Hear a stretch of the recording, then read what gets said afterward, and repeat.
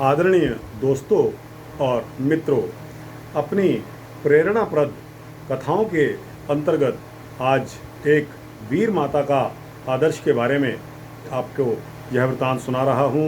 दोस्तों, वृतांत बहुत ही प्रभावकारी और अच्छा वृतांत है। अतः मेरी आप सभी से प्रार्थना है कि इस वृतांत के अंत तक बने रहिए, आपका परोपकार होगा। तो दोस्तों, आइए शुरू करते हैं वीर माता का आदर्श वृतांत। दोस्तों, प्राचीन काल की बात है। विदुला नाम की एक अत्यंत बुद्धिमती एवं तेजस्विनी क्षत्राणी थी। उनका पुत्र संजय युद्ध में शत्रु से पराजित हो गया था। पराजय ने उसका साहस भंग कर दिया था। वह हतोत्साह होकर घर में पड़ा रहा। अपने पुत्र को निरुद्योग पड़े हुए देखकर विदुला उसे फटकारने लगी।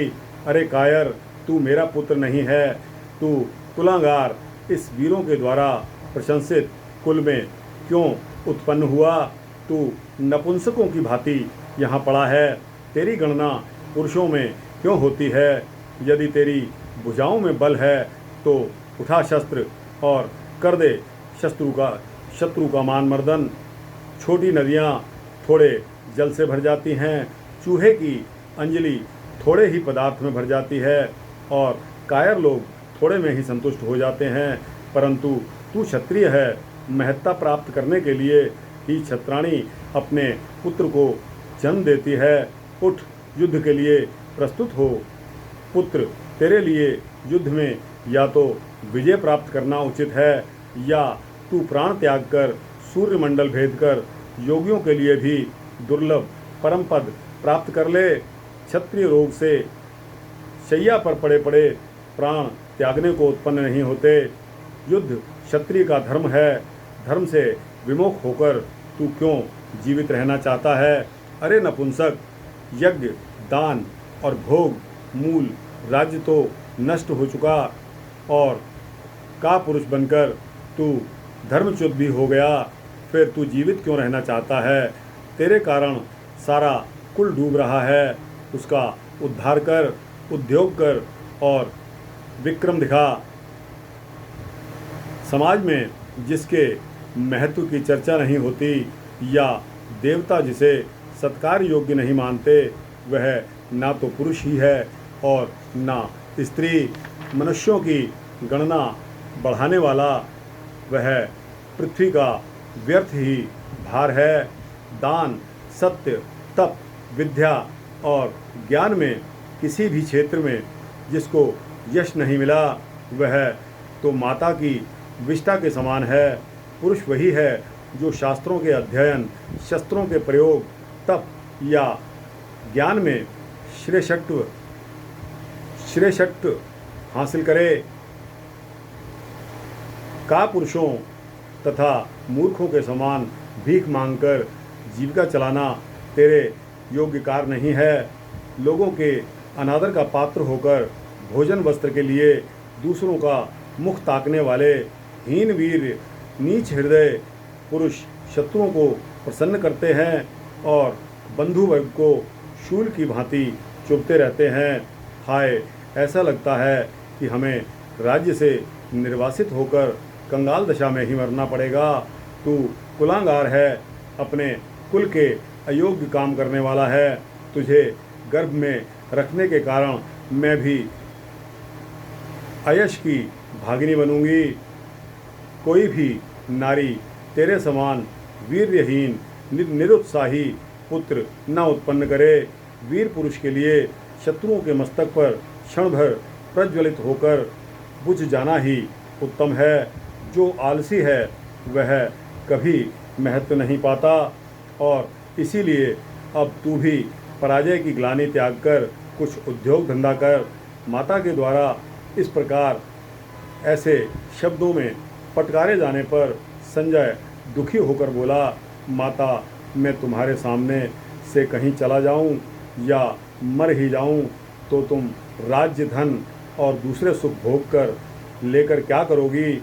विदुला बोली, मैं चाहती हूँ कि तेरे शत्रु पराजय, कंगाली और दुख के भागी बने। और तेरे मित्र आदर तथा सुख प्राप्त करें। तू पराये अन्न से पलने वाले दीन पुरुषों की वृत्ति मत ग्रहण कर। ब्राह्मण और मित्र तेरे आश्रय में रहकर तुझसे जीविका प्राप्त करें, ऐसा उद्योग कर। पके फलों से लदे वृक्ष के समान लोग जीविका के लिए जिसका आश्रय लेते हैं, उसी का जीवन सार्थक होता है। हे पुत्र, स्मरण रख कि यदि तू उद्योग छोड़ देगा तो पौरुष त्याग के पश्चात शीघ्र ही तुझे नीच लोगों का मार्ग अपनाना पड़ेगा। जैसे मरणासन पुरुष को औषध प्रिय नहीं लगती, वैसे ही तुझे मेरे हितकर वचन प्रिय नहीं लग रहे हैं। तेरे शत्रु इस समय प्रबल हैं, किंतु तुझ में उत्साह हो और तू उद्योग करने को खड़ा हो जाए तो उनके शत्रु भी तुझसे आ मिलेंगे। तेरे हितैषी भी तेरे पास एकत्र होने लगेंगे। तेरा नाम संजय है, किंतु जय पाने वाला कोई उद्योग तेरे में दिखाई नहीं पड़ता। इसलिए तू अपने नाम को सार्थक कर। हे पुत्र, हार हो या जीत, राज्य मिले या न मिले, दोनों को समान समझकर तू दृढ़ संकल्प हो जा। युद्ध कर। जय पराजय तो काल के प्रभाव से सबको प्राप्त होती है, किंतु उत्तम पुरुष वही होता है जो कभी हतोत्साह नहीं होता। संजय, मैं श्रेष्ठ कुल की कन्या हूँ, श्रेष्ठ कुल की पुत्रवधू हूँ और श्रेष्ठ पुरुष की पत्नी हूँ। यदि मैं तुझे गौरव बढ़ाने योग्य उत्तम कार्य करते नहीं देखूंगी तो मुझे कैसे शांति मिलेगी। कायर कुरूप की माता कहलाने की अपेक्षा तो मेरा मर जाना ही उत्तम है। यदि तू जीवित रहना चाहता है तो शत्रु को पराजित करने का उद्योग कर, अन्यथा सदा के लिए पर आश्रित दीन रहने की अपेक्षा तो मर जाना ही उत्तम है। दोस्तों, माता के इस प्रकार बहुत अधिक ललकारने पर संजय ने कहा कि माता, तू करुणाहीन और पाषाण जैसे हृदय वाली है। मैं तेरा एकमात्र पुत्र हूँ। यदि मैं युद्ध में मारा गया तो तू राज्य और धन लेकर क्या सुख पाएगी कि मुझे युद्ध भूमि में भेजना चाहती है। विदुला ने कहा, बेटा, मनुष्य को अर्थ तथा धर्म के लिए उद्योग करना चाहिए। मैं उसी धर्म और अर्थ की सिद्धि के लिए तुझे युद्ध में भेज रही हूँ। यदि तू शत्रु द्वारा मारा गया तो परलोक महत्व प्राप्त करेगा, मुक्त हो जाएगा और विजयी हुआ तो संसार में सुखपूर्वक राज्य भी करेगा। इस कर्तव्य से विमुख होने पर समाज में तेरा अपमान होगा। तू अपना और मेरा भी घोर अनिष्ट करेगा। मैं मोहवश तुझे इस अनिष्ट से न रोकूं तो वह स्नेह नहीं कहा जाएगा। लोक में तू दरिद्रता और अपमान सहे और मरने पर कर्तव्य भ्रष्ट लोगों की अधमगति पाए, ऐसे मार्ग पर मैं तुझे नहीं जाने देना चाहती। सज्जनों द्वारा निंदित कायरता के मार्ग को छोड़ दे। जो सदाचारी उद्योगी विनीत पुत्र पर स्नेह प्रकट करते हों, उसी का स्नेह सच्चा है।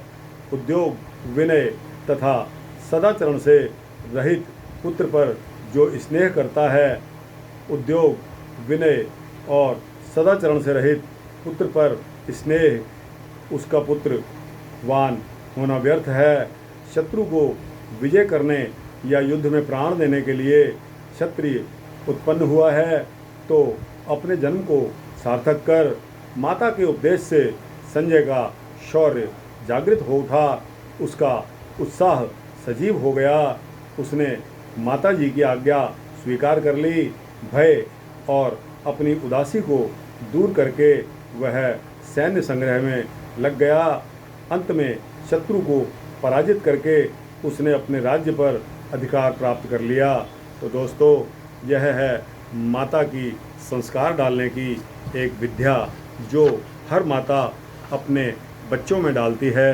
तो दोस्तों, किसी में यह संस्कार तुरंत ही दिखने लग जाते हैं, किसी किसी बालक में यह संस्कार धीरे धीरे आते हैं।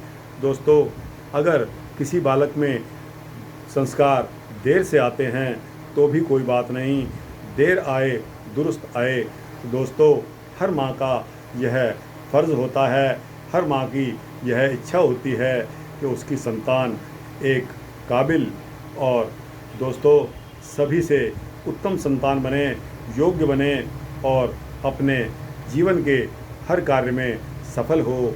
दोस्तों, यह वृत्तांत आपको कैसा लगा? अच्छा लगा हो तो इसको लाइक और शेयर करके अपने दोस्तों मित्रों को अवश्य भेजना।